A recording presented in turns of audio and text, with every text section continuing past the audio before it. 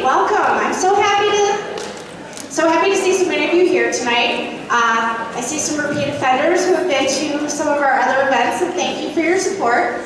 This is our 5th free, I'll say that again, free speaker event, and we are so excited about it. The Plainfield Parent Community Network Committee consists of myself. My name is Nicole Nepper, and I'm a clinical therapist, and with an office in Oswego. Corey Warden, he is somewhere around here. Corey is a clinical therapist with Plainfield Counseling Center. We have Tim Alvarez, he's Director of Student Services with Plainfield School District. Kathy Bertrand, she's out in the hallway, she's a social worker with the Indian Trail. We have Christine Belcastro, social worker with Plainfield East High School. Brian Sword, principal at Meadowview Elementary. And then we have Jenny Hamby, and she's a District 202 parent and a business owner in the community. So, if any of you have any questions or any ideas that you want to send our way, you can find us on Facebook, you can find us on Twitter, you can also look at our website, plainfieldparentcommunitynetwork.org. I am so excited to introduce Dr. Laura Koehler. And she's down there getting ready. She's got a lot to pack in this time, so I'm going to go really quick and introduce her to you. Dr. Koehler is a licensed clinical psychologist and clinical supervisor of the Anxiety Services Program at Linden Oaks Behavioral Health. She graduated from the Illinois School of Professional Psychology at Argosy University with a doctoral degree in clinical psychology. She has been working in the mental health field for over 15 years. Her current work is focused on working with adolescents and adults with diagnosis of anxiety, depression, and autism spectrum disorders. Laura's approach to treatment integrates dialectical behavioral therapy, you might hear that called DBT, acceptance and commitment therapy, we call that ACT, exposure therapy to provide patients with skills to increase their ability to regulate anxiety, as well as tolerate overwhelming emotions. Please help me welcome Dr. Koehler.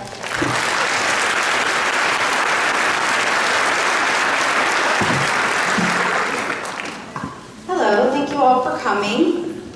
So, like she said, I work at the anxiety program at Linden Oaks. So you might hear me say "we" a lot. And so what that "we" is just like the unit with all of my staff. I'm going to try to save some time at the end for questions. And we'll just go ahead and get started because I do have a lot to go over, if that's okay.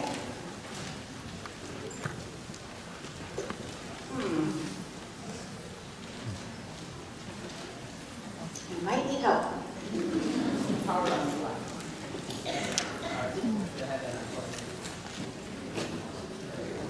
There we go. All right. So, the anxiety monster, how to turn Godzilla into Pete's dragon. So we use anxiety monster a lot at the anxiety units.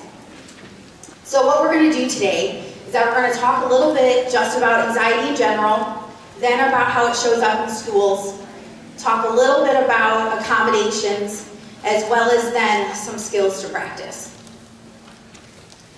So anxiety. So just a general definition of anxiety is a feeling of worry, nervousness, or unease, typically about an imminent event or something with an uncertain outcome. So anxiety typically is all future-based. So it's typically not things happening in the present. That would typically be fear. So fear of the things that are happening like right now, like there is danger. Anxiety is something that's future-based. So anxiety is a normal emotion. It's a common experience. Every single person has anxiety on the planet.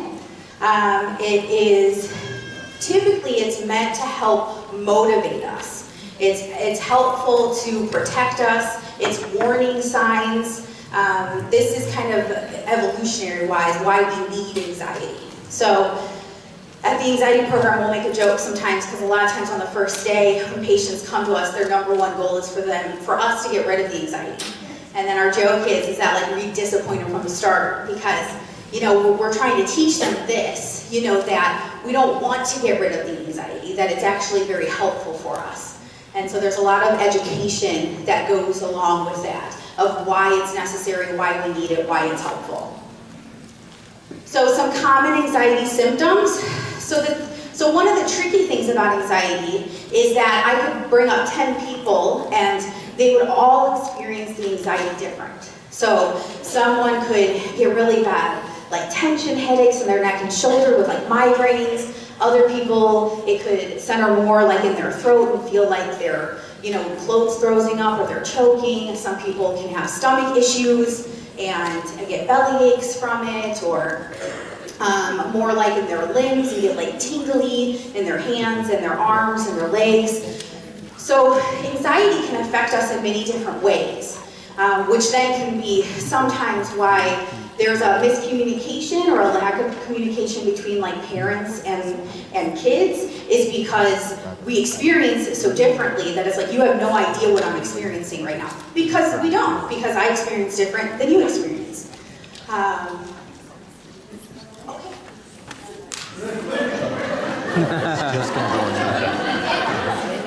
I'm going to need it in a little bit. Okay, I'll put it back for you. Well, that can just stay right there then. I can work on it from there. So sources of anxiety. So anxiety can come from new situations or transitions. Worrying about being judged or evaluated by others. School anxiety. Concerns about the future, world events, germs, medical health. We see this a lot. So a lot of times there's a, like if there happens to be like a shooting somewhere in the country, we'll see kind of this upswing of patients then because they start to get worried about that. With the new situations or transitions, like this could be going from like grade school to junior high or junior high to high school to college. We'll get a lot of like 18-year-old seniors right now this time of year because they're getting ready to graduate, the thing they've been waiting for 12 years, and now they're like, uh-oh, that came on really fast.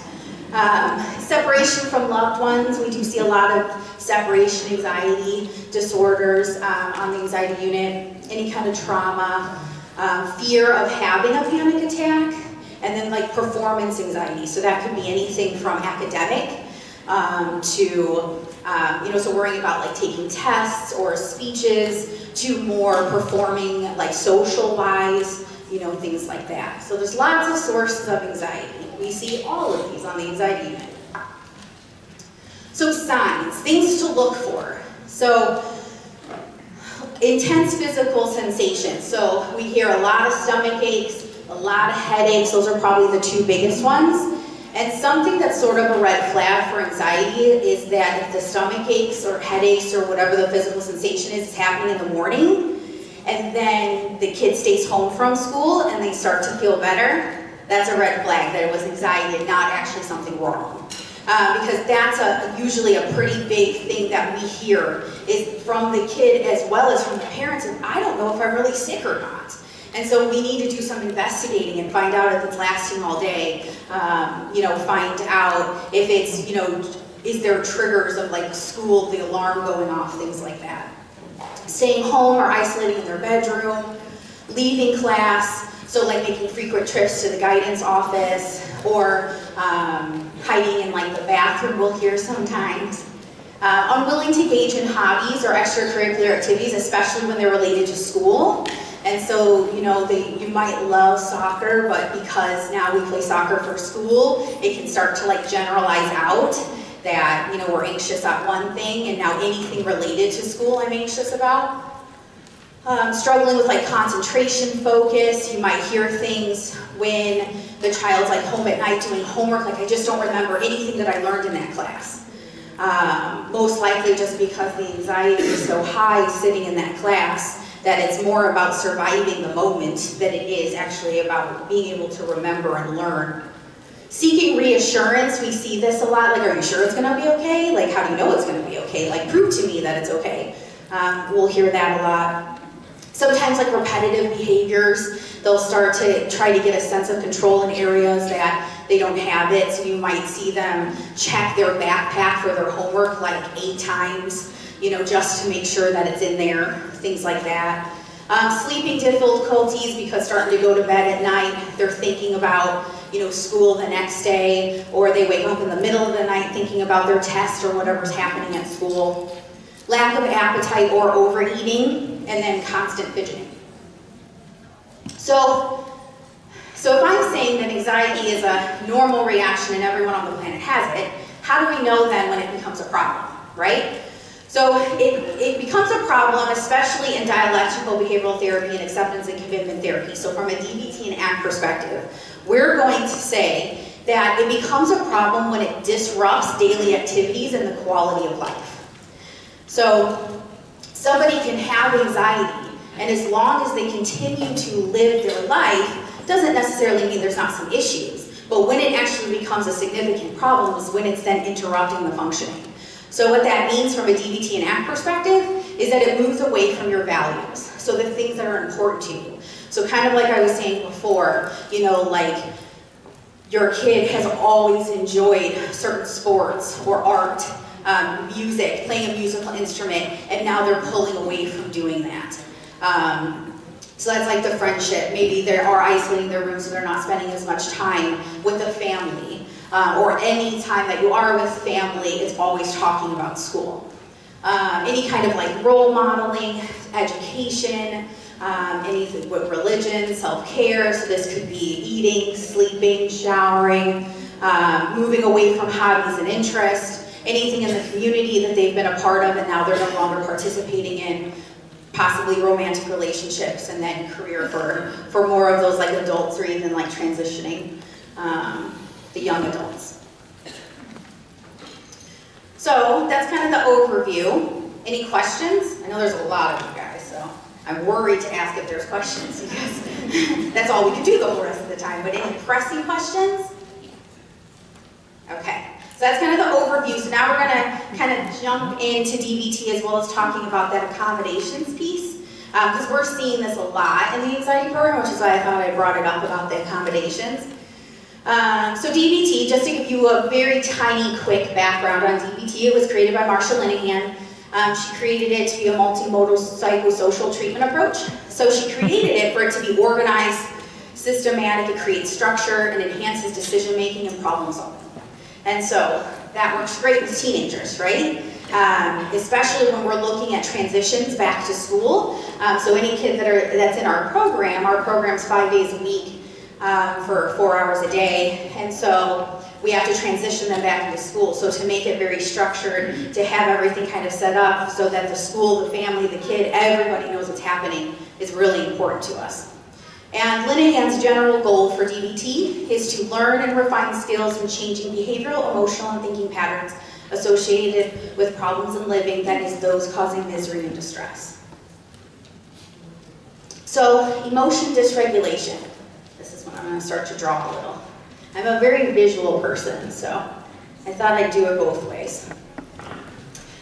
So Linehan has kind of 4 main modules with DBT. She has mindfulness, emotion regulation, distress tolerance, and then interpersonal effectiveness.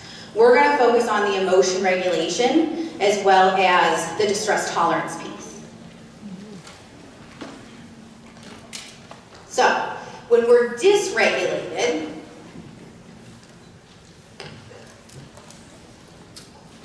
that's typically when you might think to yourself, like, wow, it feels like my kid just went from like 0 to 100 in like 2.2 seconds. And, or the kid is just saying, I don't know, I was fine a second ago and now I just feel completely overwhelmed and stressed out. That's typically when we're more dysregulated. So with that like second paragraph, visually, the way this would look is that whatever emotion it is too, it doesn't have to just be anxiety.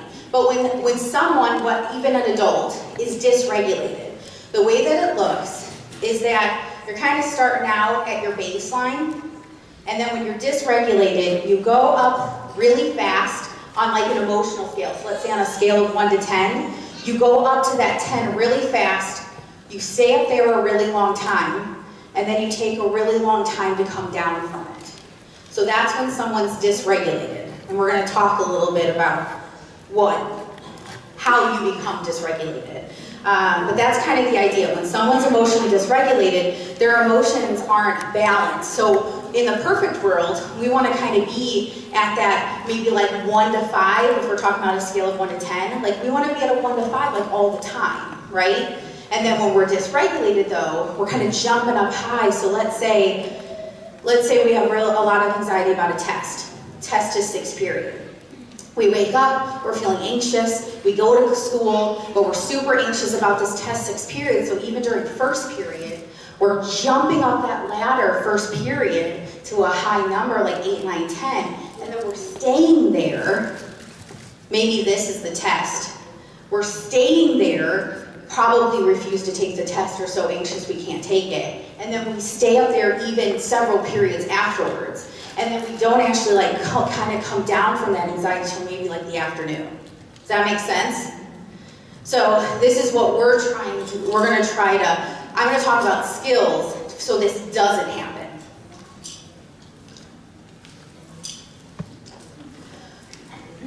So what happens is that avoidance then results in a dysregulation and lowers tolerance to distress.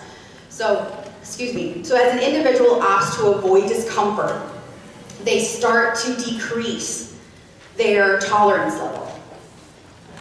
So, again, visual person. So, the way this visually would look is that, again, we're kind of walking along our lives, we're at like a 0, and then something happens that's anxiety provoking.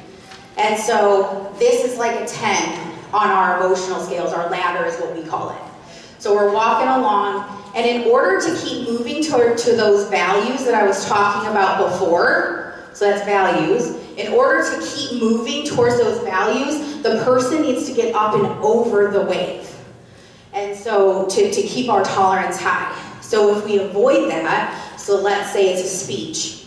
Let's say a kid says, or an adult even says, you know, I have anxiety, I can manage all of it except with speeches. Speeches is the only thing I can't do. So it makes sense, right, that parents, the kid, the school, everyone would kind of say, okay, well maybe let's take that one off your plate.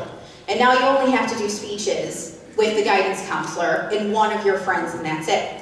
But what we're doing that we don't always pay attention to is that we're cutting off our tolerance. And we're telling our brains that we can't manage these things, even though our brain thought we could. So then we cut off that level, and our brain creates a new one for ourselves. So it lowers it down, because our brain's like, oh, I thought we had our tolerance high enough to do speeches, but you're telling me that we don't. So let me go ahead and lower that down.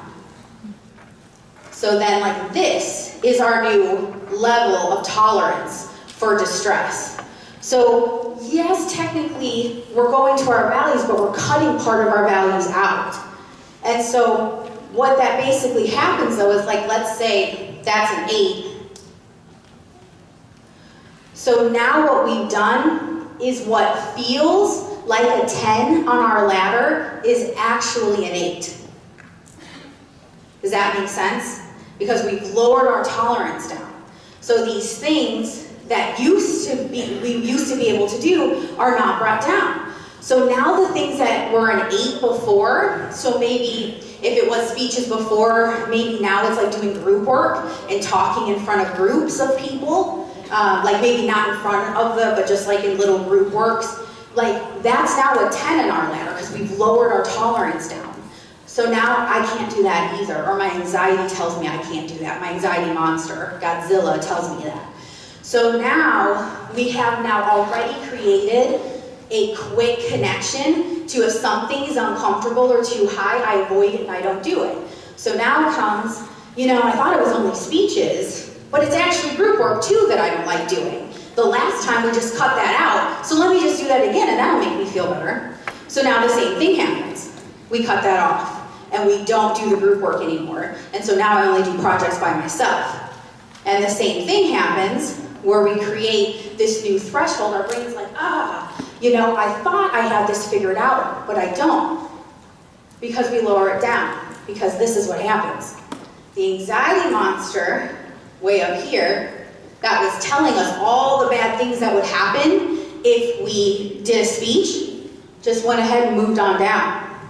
So now this anxiety monster is right here.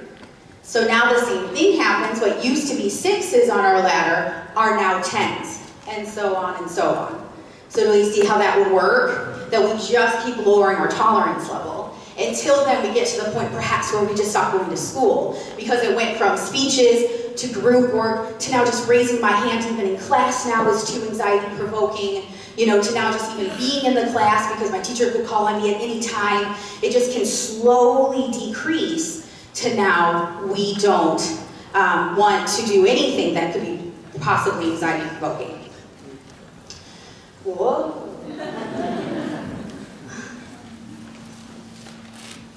I'm not sure where to point it. This one.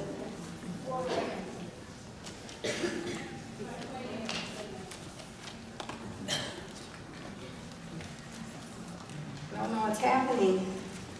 This is the anxiety monster getting me because I'm talking about it. Am I too far away from it, maybe? No.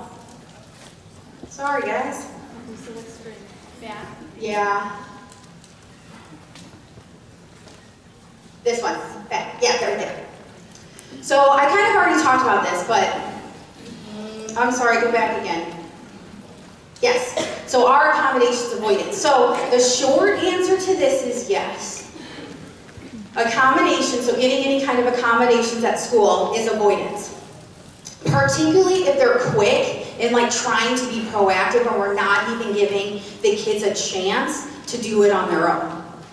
So when the accommodations are too quick or they're over accommodating, it deprives the student of the opportunity to learn how to manage those difficult emotions that if they're in grade school, they're probably going to have to do in junior high. And if they're in junior high, they're going to have to do it in high school. And if they're in high school, they're going to have to do it in college or work. So it's making it less likely that then they'll be able to manage those situations for themselves in the future. Because in a way, accommodations can sometimes show that it's like proving to them that they can't handle it sometimes. And so oftentimes we're trying to limit the accommodations. So it's not that we say no to accommodations, sometimes it's absolutely necessary, but we want them to be, can you make it go forward? Thank you. So when they're necessary, we want to do like the least amount of accommodations first, and then as the tolerance starts to increase, that's when we want to start pulling it back in there. Whatever the kind of mainstream approach is. So they should be gradually introduced. So if any of your kids have accommodations right now, I don't want them just to be pulled. Like, we need to get it back. So a metaphor that I use sometimes is like if someone was afraid of heights, and we want to get them to like the 100th floor of a building, like we want to be able to go like 5, 10, 15, 20. We don't want to just jump to like 60 because that's going to be too overwhelming.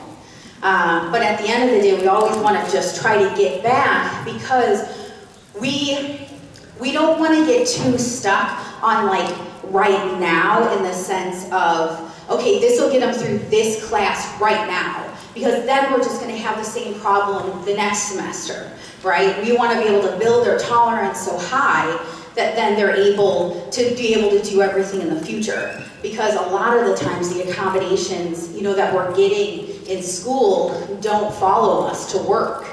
And so then if we need to give a speech or, we need to take some sort of like exams, like we have to do that at Linden. Like we have to get this education on stuff and then take exams to prove that we learned it and understood it. Next. So now, how do we improve that emotion regulation? And so what we're looking for, so as an individual becomes more emotionally regulated, then we start to become emotional at a slower rate. So it's not so quick anymore, as well as it's less intense. However, life offers us a surprise sometimes, so we're still going to experience intense emotions sometimes. But hopefully then what will happen is that we'll just kind of experience a high level of anxiety for a short amount of time and then recover quickly. That's what we're looking for, is to recover quickly. So the way that this would look visually is that we're back to this one, right? When we're dysregulated, we shoot up that ladder really fast, we stay up there a long time, and it takes us a long time to come down. The more regulated we are, we start to climb up that ladder slower. And the slower we climb the ladder, it gives us more chances to practice skills, be aware of what's happening, asking for help. So then, hopefully what'll happen is we'll practice something to help us, and that'll kind of keep us low. But again, like I said, sometimes, you know, emotional things are still going to happen to us. We're still going to study really hard on something and still get like a D, you know, or someone's going to break up with us, or they're going to, you know, or we're going to break up with them, or something like that. We're going to get into a fight with a friend. But the difference is that hopefully we'll only be up there like a short amount of time. Well, hopefully it would be more like this if we're emotionally regulated. But then we're just up there like a short amount of time, and then we can recover quicker, right? That's kind of our goal with that, is this. So there are times, you know, again, a lot of times we're asking, they want us to make this go away, and like this whole high level, and we just can't do that. Like again, our anxiety serves to motivate us, so if we are this high, it's to tell us something, and we need to listen to that, but just make sure that we're still moving towards our values. Still making sure that we're living the life that we want with the anxiety. And so we're looking more for this kind of lower level, still possibly getting high in our ladder sometimes. So then the benefits, so that's emotion regulation. So the more regulated we are, basically the lower we'll be on our emotional scale. Now the benefits of tolerating distress is that then an individual with high tolerance to distress is able to be more flexible when triggers do come, especially the life-surprising triggers that happen. They'll be able to better manage unhealthy urges and then choose healthy alternatives. So they'll notice, oh, my mind, like my anxiety monster wants me to do this right now, wants me to like walk out of class, or wants me to throw away my homework, or whatever it might be. And because this is such a slower process, we're able to then be aware that we're going to do something different, something more healthy, something that does move us in our values. And then they'll be able to remain in situations that cause high anxiety instead of avoiding. So what we say in DBT a lot is that we want to survive the emotional distress, not avoid it. That's the kind of the difference for us, is that we want our kids and our adults and our programs to be able to survive any obstacle that comes in their way, versus trying to create this path of, you know, now I gotta go this way because something was anxiety-provoking or scary, and now I have to go this way. We want them just to be able to go straight. So then, so what then that's going to do, can you click the next one? Okay, just hold it for a second. So then, so just to kind of finish this drawing off, and so if let's say we've lowered our tolerance like way down to here,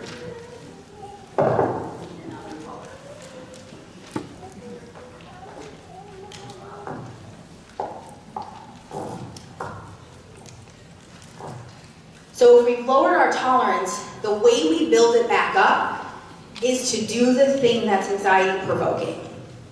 This is a lot of times where I get the eye rolls from the kids, because they're like, I'm sorry, what? What are you gonna do? And we have to talk to them about, we gotta get it back in there. Just like with that metaphor of, you know, if someone was afraid of heights, I can teach someone 2,000 skills. But if they don't start going up that elevator or climbing those stairs, we're never going to get to the 100th floor, right? We need to move our bodies. And so the way we do that is that we just slowly build it back up. And so if this was the example we did before, where like speech is way up here, and now we're at the point where they're maybe saying they don't want to go to class, that's where we would start. So then, if the kid's right here, we would say, what do you think would be, you know, a little bit more then of not going to class at all? And it's like, maybe classes are 50 minutes, 25 minutes. So that's where we're going to start.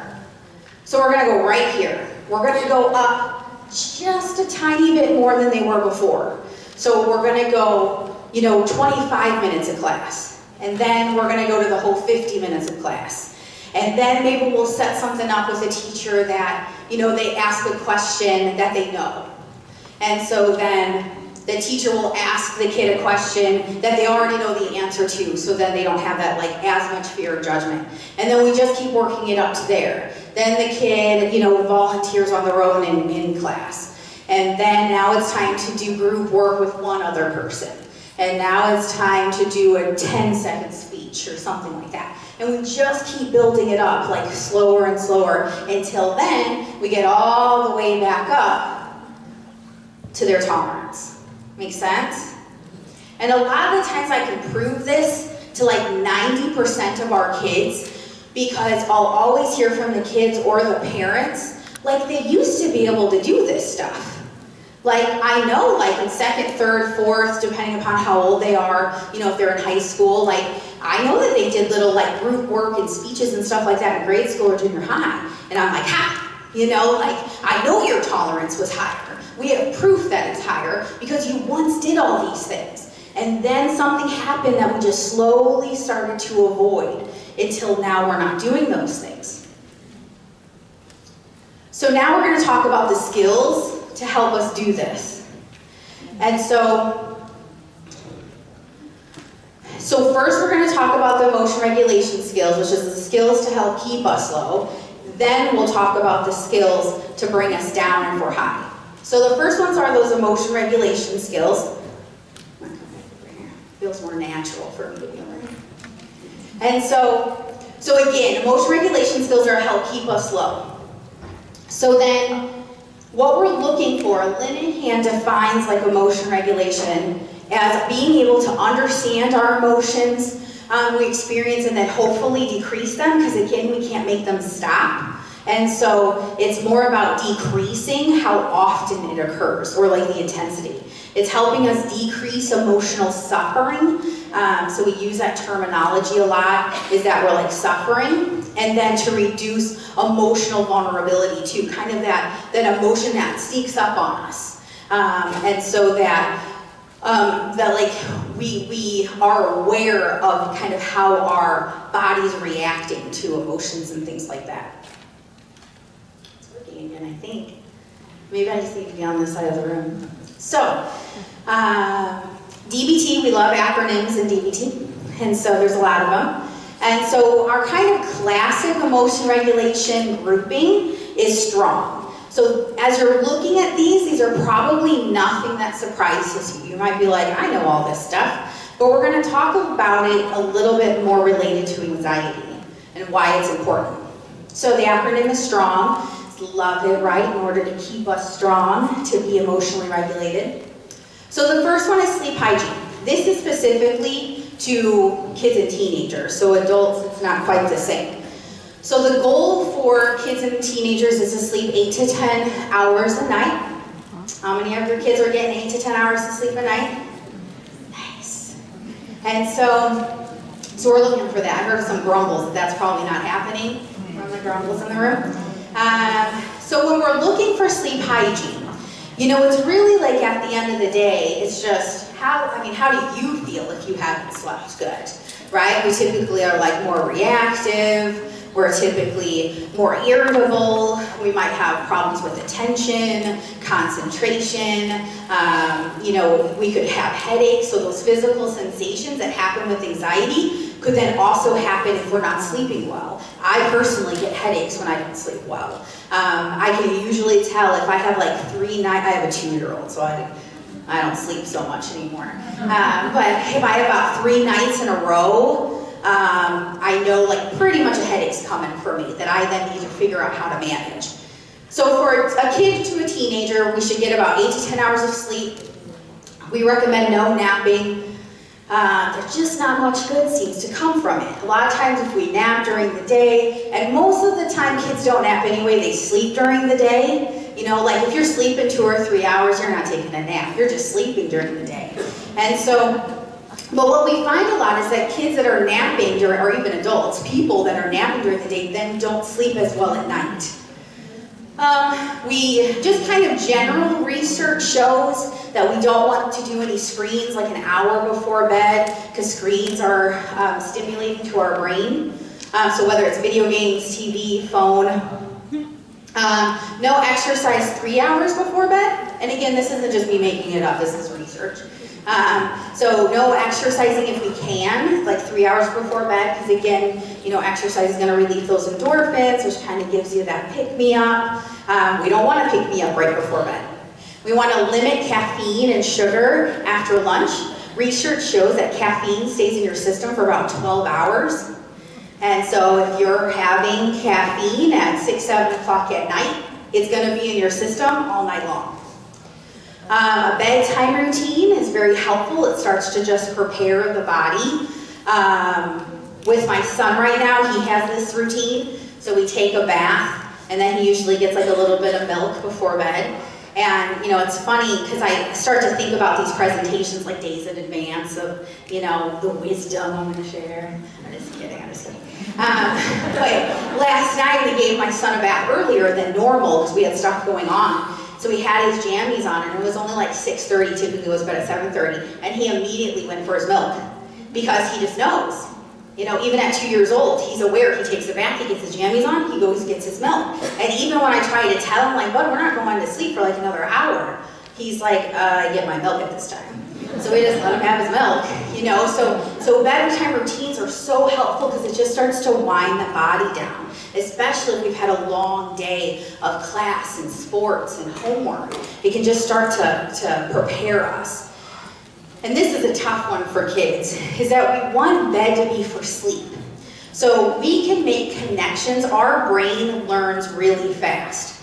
And so if we are doing homework in bed, if we're playing musical instruments in bed, if we're talking to our friends in bed, if we're, watching movies on our laptop in bed, then our brain starts to connect bed with fun stuff and activity versus sleeping. And so it's really the best that we can to have that bed be for sleep is very important. As well as, if after about 20 or 30 minutes of not sleeping, we want to get out of bed and do something that's non-stimulating. And so maybe read a magazine, just get a cup of water, something like that. Because again, we don't want to pair bed with frustration either. That every time, because things will happen that you're not even aware of. And so the minute you get into bed, you might feel restless just because if we're constantly feeling anxious in bed, that'll just become a new connection. It's a lot. I know, we know it's a lot. So a lot of the times, we just start with one thing, and so if we're struggling with all of these, we'll just say, what do you think is going to be the least, that's going to kind of interrupt or be the least, difficult? And we'll start there, and then we just add as we go. So then the T for strong is to treat physical illness. So just making sure that if we have any prescriptions, taking them as directed, being aware of any side effects, not taking other people's medicine, drinking plenty of fluids, resting, that's the difference between napping. And then, going to the doctor after 3 or 5 days of an illness. So this is just kind of the classic. But again, how do you feel if you don't feel good? Especially right now with our weather, right? When it's 10 degrees one day and 60 degrees the next, it totally messes with my head. It gives me sinus pressure and I just don't feel good, which is then going to make me more reactive. So then the R stands for resist mood-altering substances. A lot of people get stuck that they just want this to be about drugs and alcohol, but it's just not, it's not that simple. So we kind of split it into categories of what we want to limit versus what we want none of. So it's usually easier to say the none. Alcohol, energy drinks we put in the none, there is just no nutritional benefits from energy drinks.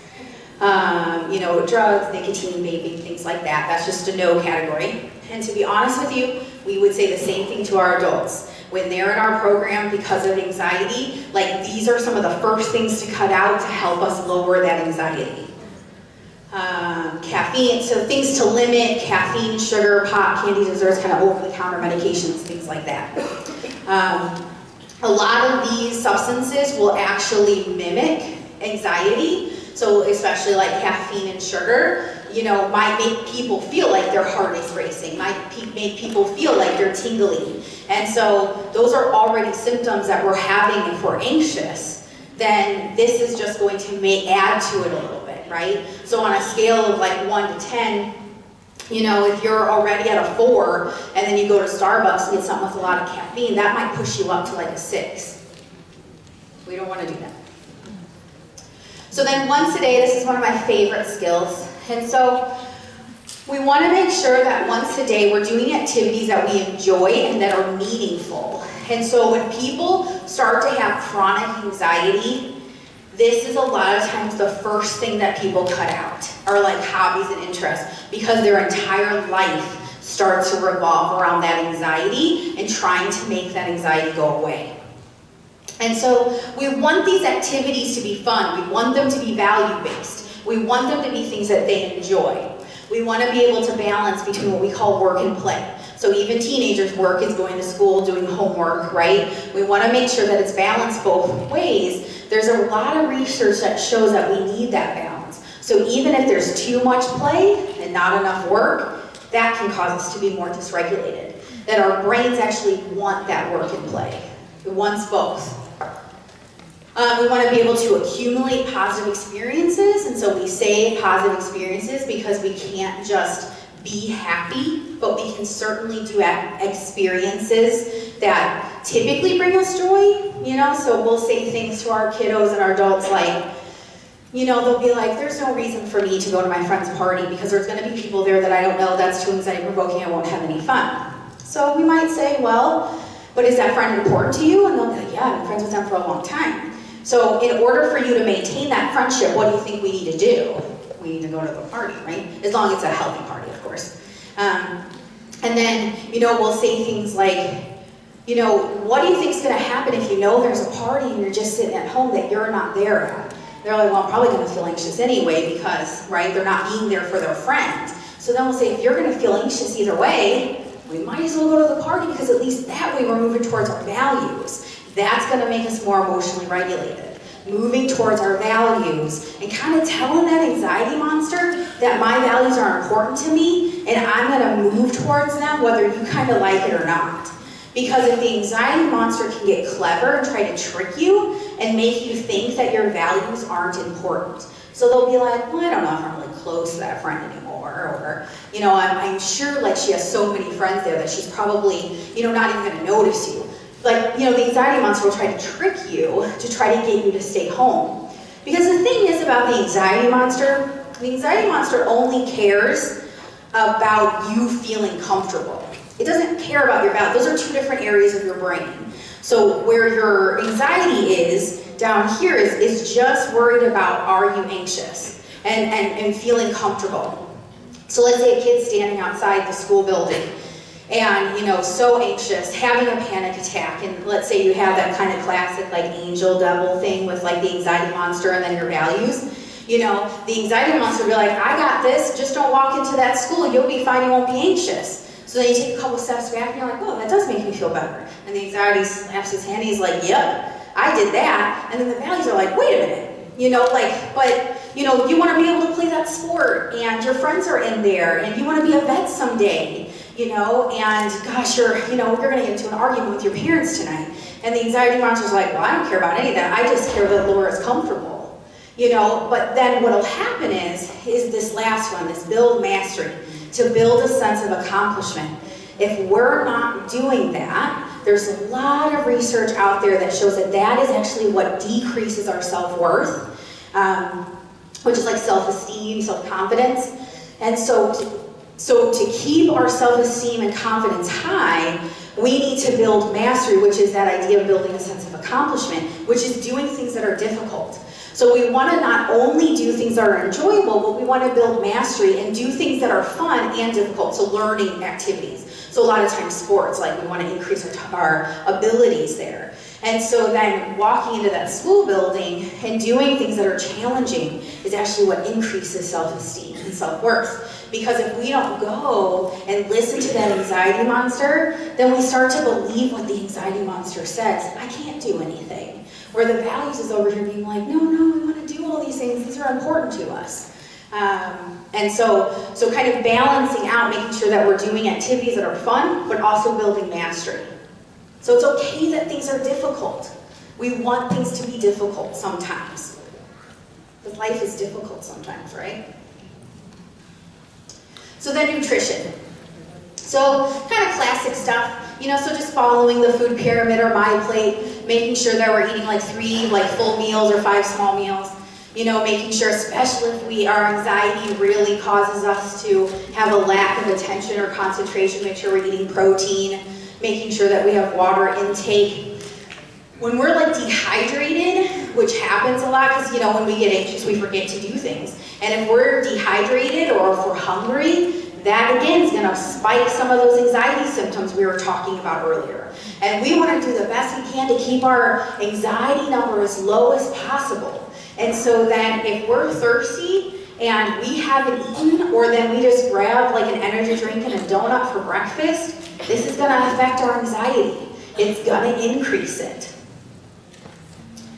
And then the last one is get exercise. So teenagers need about 60 minutes, or kids and teenagers need about 60 minutes of activity a day. Again, we want to engage in fun activities. We don't want it to feel like it's too much work. We want to make sure to stay hydrated, and then the exercises releases endorphins and increases mood and decreases stress. So again, I know these are all things that people have heard, but they're just so incredibly critical to anxiety. Because if I have, let's say I have a really busy schedule, my son's we're trying to potty train, it's not the easiest thing in the world. And so, little frustrated there sometimes. And so, I might be walking out the door. I haven't even interacted with anybody at work yet, or the traffic. I might be walking out the door at 4. I haven't even done anything. It's simply because I'm tired, and I'm hungry, and I haven't gotten any exercise, right? And so the same thing can happen with kids, is that if they didn't sleep well because they stayed up too late, even if they were stayed up too late doing something fun, and then they don't eat breakfast, and they haven't exercised in a while or whatever out of these things, then they're walking into school at a 4 or a 5 on their ladder. So then if something that is anxiety provoking, let's say a teacher says pop quiz, and that's going to bring them up 3 points on their ladder, if they walked into school at a 5, now they're at an 8. They're in their crisis zone. So Linehan says the average crisis zone on a scale of 1 to 10 is 7 to 10. So if we're walking around at a 5 because we're dysregulated with these things, now we're up to an 8 and we're in our crisis zone. But if we can walk into school at 2, just because we're making sure to do all these self-care items, then we're walking into that pop quiz at a 5. Way more manageable, right? And so that's why these things are so critical, is to make sure that we're getting these things. And these are the things that are not always so fun. But you'll start to see, if you get to the point where we're practicing all of these things, they'll start to see, the kids will start to see yeah, I know now what you're talking about. So now distress tolerance. So distress tolerance, so emotion regulation is about keeping us low on our ladder. Distress tolerance is about bringing us down when we are high. So when those life experiences happen, we still get high on our anxiety ladder.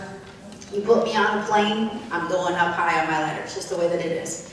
And so the idea of distress tolerance, though, is learning to bear pain skillfully. So it's to manage the stressful situations, not to make the situations, go away or to try to change the situation. It's more about us figuring out how to manage it.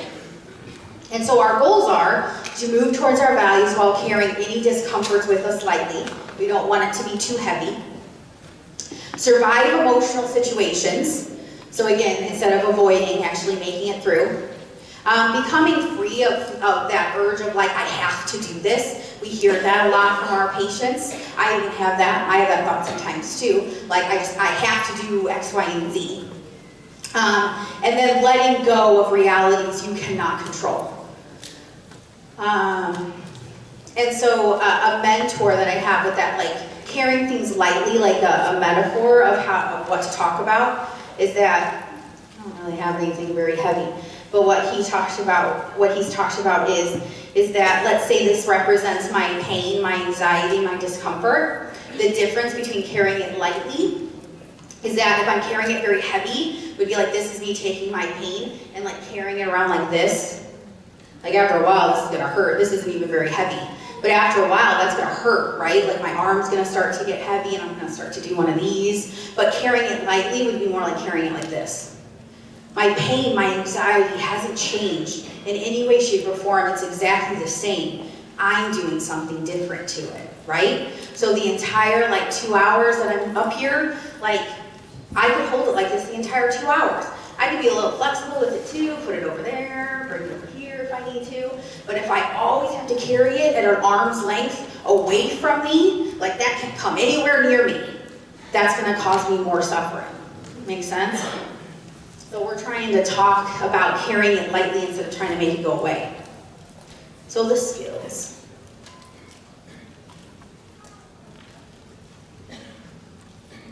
Thanks. So there's a lot. Like I could probably spend 3 hours just talking about distress tolerance skills and practicing them with you.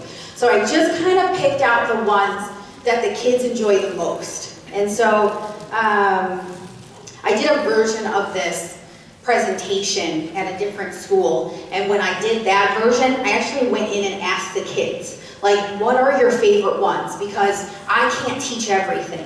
So tell me what your favorites are so then I can bring that to the parents. So this is what they picked. So we have distraction-based techniques, we have like self-soothing techniques, and then our crisis kit. So I know there's a lot of examples. I just want to give you as many examples as I can. So distraction-based techniques.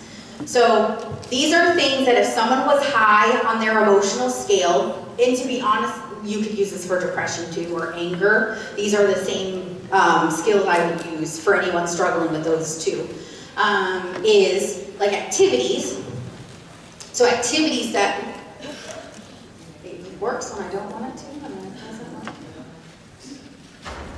There we go. So like activities. So exercise, you know, hobbies, games, you know, doing like jumping jacks, jump rope, walking your dog, playing with animals, really any kind of activity that distracts you. So these are a little subjective because what would distract me might not distract you, so we need to figure that out. So like, what are your favorite activities that will distract you?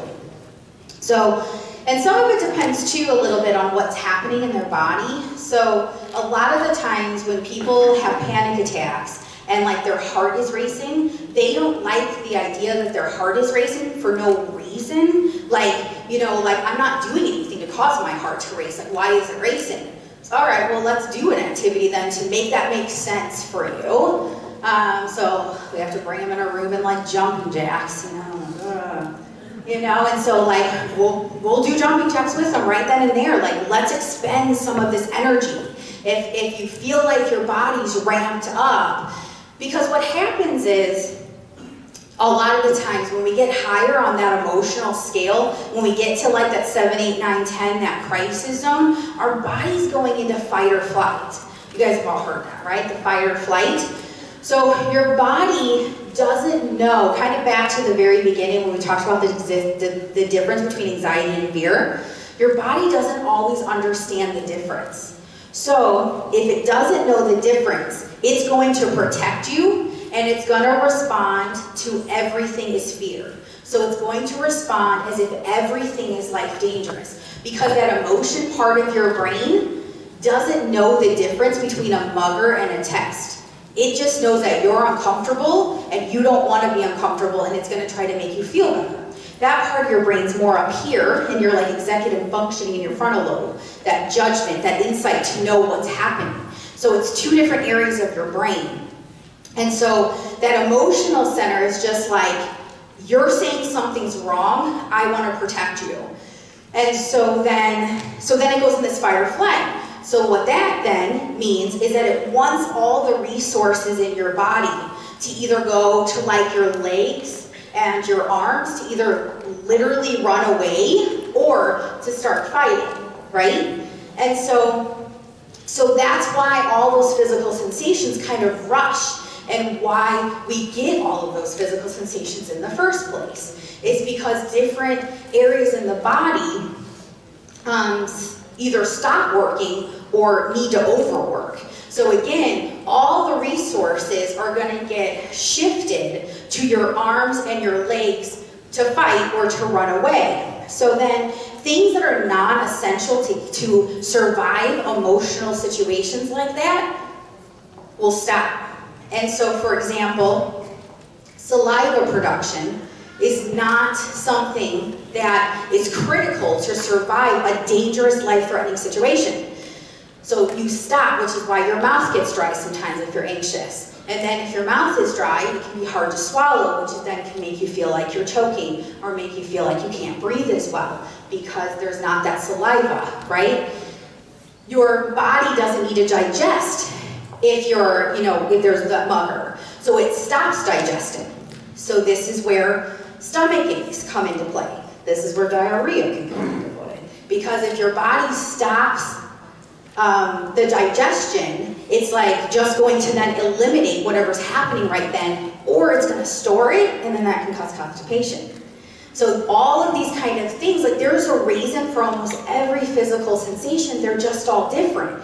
The reason why people a lot of times get like blurry vision is because your eyes dilate, because it thinks it needs to see better. But when you're sitting in the middle of class, there's nothing to see better, so then it just ends up feeling blurry. But if you were in that dark alley and someone was chasing you, you would want to see better. Does that all make sense? So there's a reason for everything. It's just all different reasons for everything, which is then why we need to try to distract ourselves from that. We need to distract that anxiety part of our brain so that it's not getting so deep into this fight or flight mode. Contributing is another way we can distract ourselves, so we can focus on someone else instead of focusing on me. So I could, like, maybe play with my dogs, take them for a walk. I could call my grandma, talk about her, what's happening with her lately. We could babysit, we could cook or bake, we could do a chore, we could organize. Organization always helps me. Kids usually don't like that one as much though. Make a gift, things like that. Thoughts, this is probably the kids' favorite, is thoughts. So these are kind of mentally stimulating things that take a lot of time. So things like word searches, Sudoku crosswords, counting backwards by like 3, 7, 13, that's hard to do. Playing 20 questions, playing I Spy, extreme connect the dot pages, hidden pictures. Those are things that take a lot of mental effort. And so then it's going to be harder for the anxiety monster to talk to you if we're doing something like this. The ABC game, that's just a game that's been made up. It's not really a DBT one. But the ABC game is where you just take a theme and then try to have pick items in that theme to go along the alphabet. So if I was to do like stores, you could do like Apple, Banana Republic, like things like Cabela's, so you just kind of go through the alphabet. I think one of the reasons that the kids like it so much is because there's such a big variation. So I could do it by myself, right? I could just right now go through everything. I could make it more concrete if I needed to and write it on a piece of paper, just A to Z and then just fill it in as I'm thinking of things. If I was at school and struggling, I could go down to my social worker's office, we could do it together. I do A, they do B, I do C, they do, we just go back and forth. Families can even do it, 4 people can play, things like that. Shock the senses is another way we can distract ourselves. And so, like taking like a cold shower is something that can really distract us. Spicy food or like certain smells. Like cinnamon's a fairly strong smell, things like that, optical illusions. So even like the hidden pictures a lot of times would fit in the shock the senses. Imagery, and so relaxing scenes can be distracting. So this one we like because we don't necessarily have to like leave the classroom or leave wherever the anxiety provoking thing is, and we can just sort of take like a quick mental break. And so imagining certain things, like imagery for me, like I've pretty much seen every episode of The Office like 3 times, so I could like imagine all the ways that like Jim has pranked Dwight, and that would probably bring a smile to my face. And you know, like things like we can get creative with it, things like that. So self-soothe with your 5 senses. So this is again just taking your 5 senses, and then what are things that are soothing? Because it's all about bringing you down your emotional scale. And so if I was higher on my ladder, you know, like looking through, I scrapbook, so maybe like going back and looking through my scrapbooks. Yes? Lots of ways. I'm going to show you my crisis kit, but like in my crisis kit, I have pictures of my dogs, so I could like look at pictures of my dogs. I could put, if there's a certain flower that I like I could put a flower in my crisis kit. I could even think about things. And so some of them can't be done in the middle of class, but if we can take a 10-minute break from class and go take a break, practice a skill, and then get back to class, a lot of the times that's more helpful than a lot of, like, our kiddos have a tendency to leave class and never return, or even refuse to go to school for the day. And so, so we can just take like a small break to do it. So hearing, so like listening to like soothing music or like sounds of nature. I could imagine certain things, or audiobooks is a way to do that. So a lot of times we'll suggest to the kids to make like a playlist, or tell their social worker or guidance counselor, whoever their main contact is, of like 2 or 3 of their favorite songs. And then just depending upon what kind of situations are set up at the school, like if they did need to take like that 5-minute break, just because they have a test coming or something happened in class that they weren't expecting and they're high on their ladder. And we typically suggest practicing 5 skills first, then taking that break if they need to go see like a guidance counselor or social worker, whoever it is. So we would want them to practice 5 skills on their own, and then go down to their support staff to say, I practiced these 5 skills, my anxiety is still in the crisis zone. And then, you know, like, just depending upon the resources, every school's a little different on how things work, especially like grade schools have a tendency to be able to take a little bit more time for things. So like in my private practice, I have a little one, and we kind of set that up, and so then the social worker knows what her favorite song is, and they'll do like a quick little dance party for like 3.5 minutes, and they'll just like go down and do a dance party, and then they go back to class. Because the song itself is soothing to her, as well as then just like dancing it out for 3.5 minutes can then, you know, help distract her, get some of that energy out that anxiety monster has given her. And then she goes back to class. Smell, there's a lot of research out there that shows that smell can be very helpful with decreasing intense emotions. And so things that can, you know, happen in school could be like your favorite smelling lotion, you know, things like that. You know, like sprays or like baking, you know, so if, you know, let's say something's happening that you're doing homework and they're starting to have like a panic attack, you know, maybe taking a few minute break to like just bake something real quick, or, you know, to put a certain wax melts or something like that could be helpful. Taste, so like favorite meals, soothing drinks, maybe some gum, mints, hard candy. One of the things that's important with all of these is to do it mindfully. I know we didn't talk about that word, but mindfully is just like really paying attention.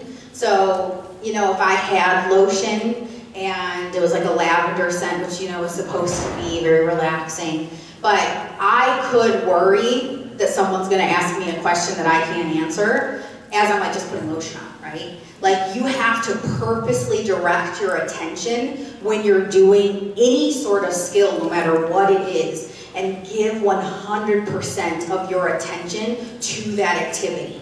So as you're putting like the lotion on, really like smelling it, noticing how your skin is starting to like glisten from the lotion, looking how it feels. You know, like as you're starting to rub in the lotion, how like that part of your skin is starting to feel softer. You know, so it's really about paying attention and increasing your awareness and doing it on purpose.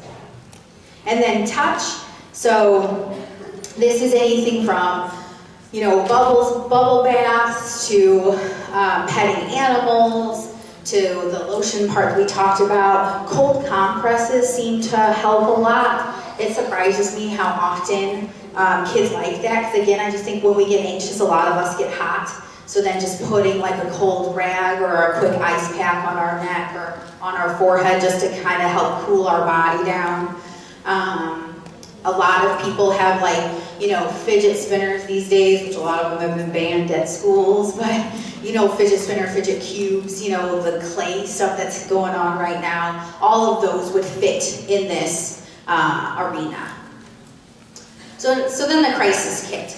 So there's lots of different terminology for this. A crisis kit, a skills kit, a self-soothe kit, whatever word would be helpful. We once had a kid call it the chaos kit because it's like when he was in chaos.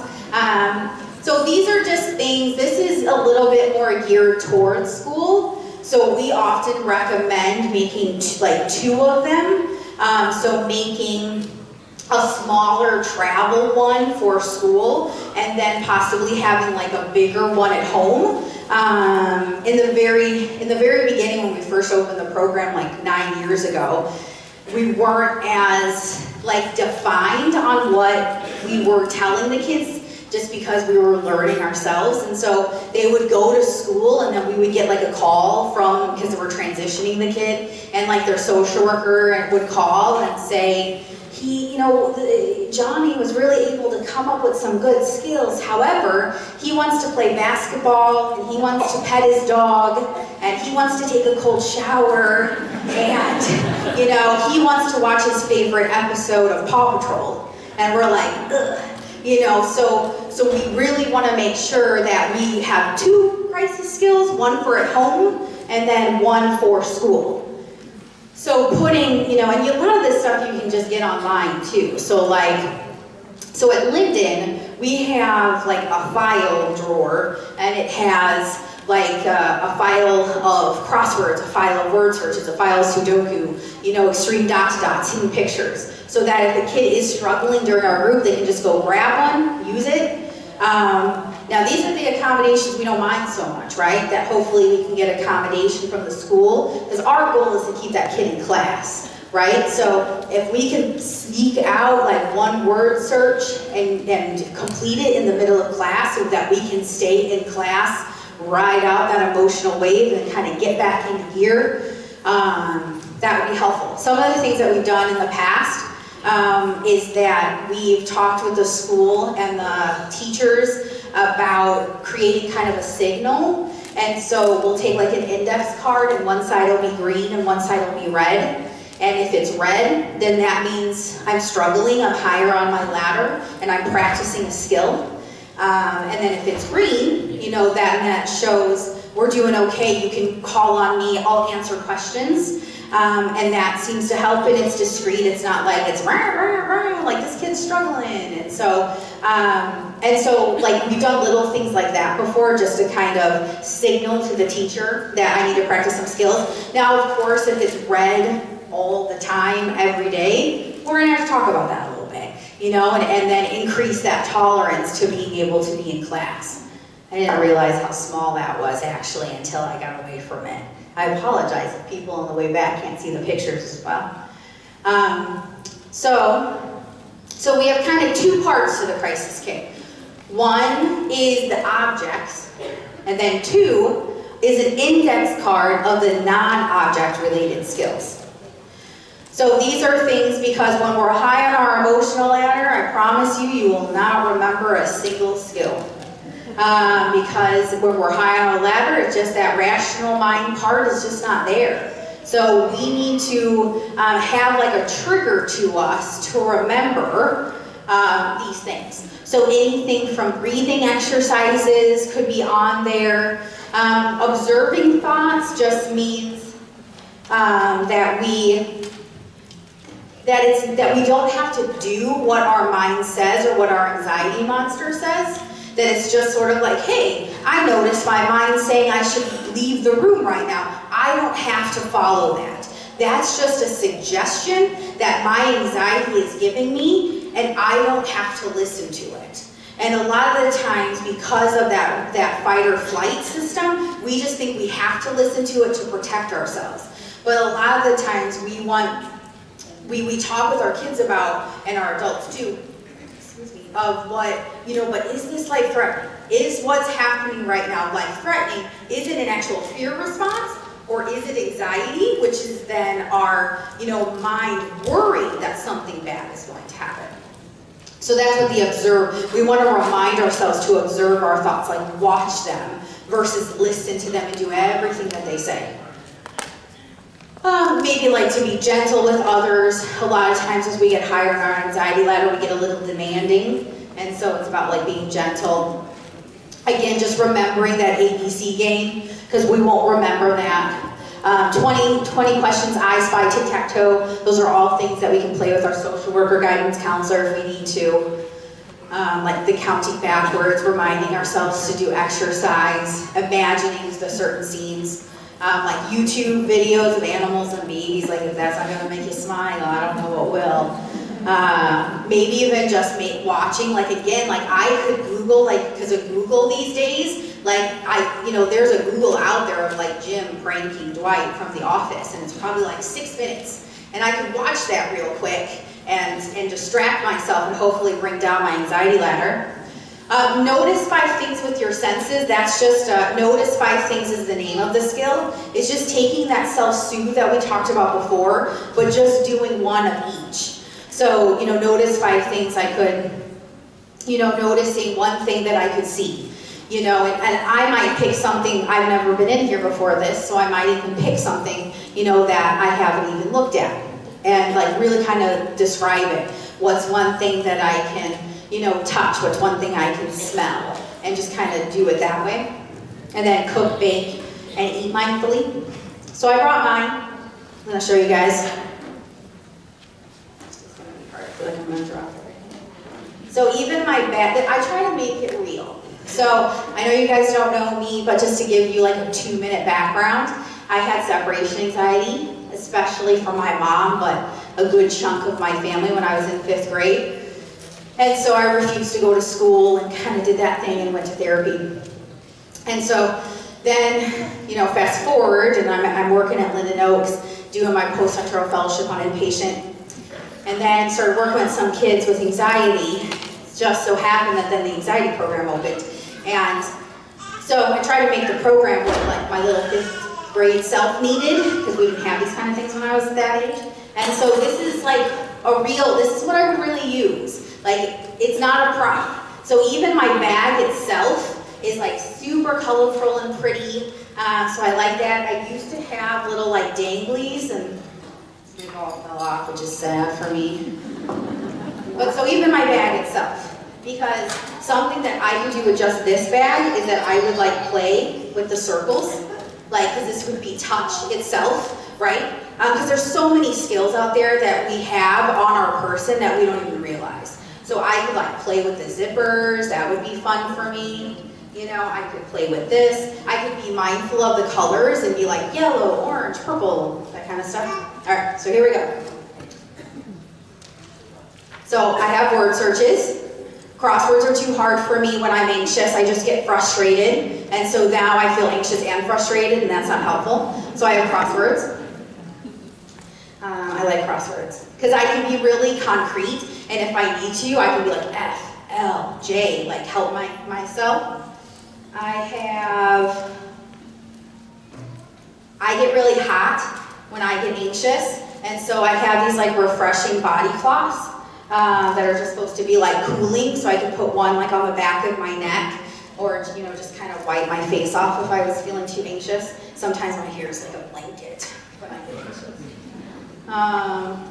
So I have for the soothing part, I have M&Ms because I can like just eat them one at a time, and if I really want to get mindful, I would let the M&M like melt away versus chewing it, right? It's going to take me a while to do that, right? So then my shock the senses is Sour Patch Kids.